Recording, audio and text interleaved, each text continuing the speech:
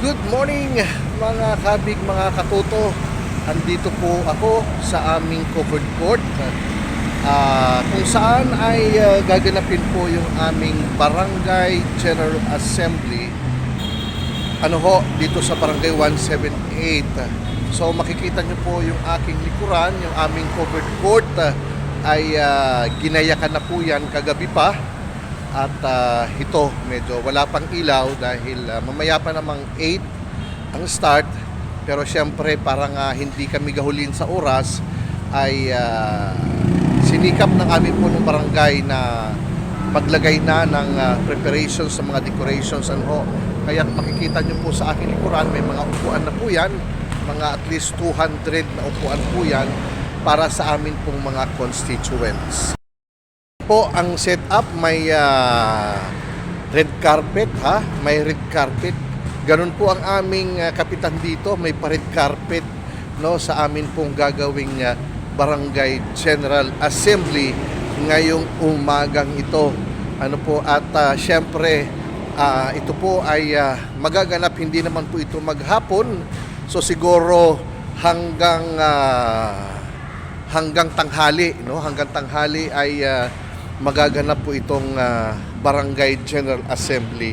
Ito nga po ay yung pag-uulat ng aming punong barangay sa mga ginawa sa loob ng 6 na buwan.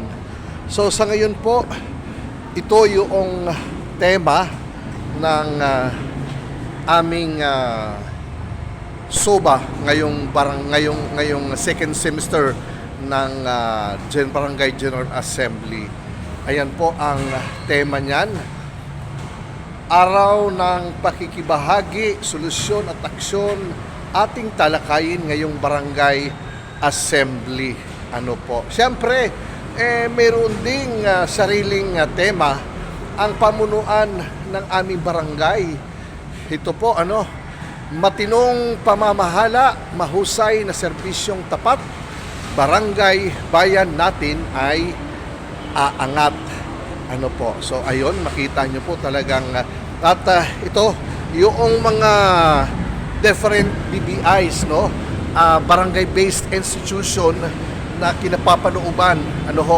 Ito yung syempre ang Barangay Tanod, may mga street leaders, ang BCPC. Ito po yung aming Hacienda Maricaban Urban Garden. Ito po yung Kapamilya Daycare Center. Mayroon po tayong labor desk. Mayroon tayong barangay nutrition scholar, barangay health workers. Siyempre yung ating lupon, yung ating badak. Ito po yung pamako na under ng labor desk. Of course, ang barangay ecological solid waste management, ang BAUSI natin.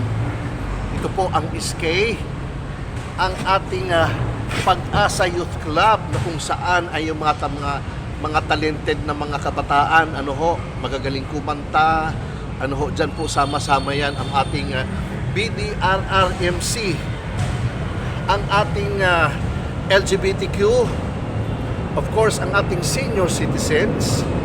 Hindi rin nagpapahuli ang ating solo parents. Ayan, of course, ang Tao Gama, One Maricaban, at ang SMB. So ito po mga kabig, mga katuto, ang mga napapaloob na mga organisasyon dito po sa aming barangay. Programa, proyekto lang naman, talaga nakakatuwa dahil ang pamunuan po ng ating barangay ay hindi talaga nagpapatalo pagdating sa performance wise. Talagang ang aming punong barangay ay kumikilos, gumagalaw. Katuwang ang mga barangay officials, ang ating mga barangay kagawad. So magaganap po itong Barangay General Assembly mamaya pong alas 8 ng umaga. Alright mga kabig, mga katoto, maraming salamat po sa inyong patuloy na pagsubaybay, pagsama sa akin pong mga ipinupos dito po sa Ikaw at Barangay, kasama si Barangay Secretary Imog. Magandang umaga po. Maupay nga aga ha aton nga tanan.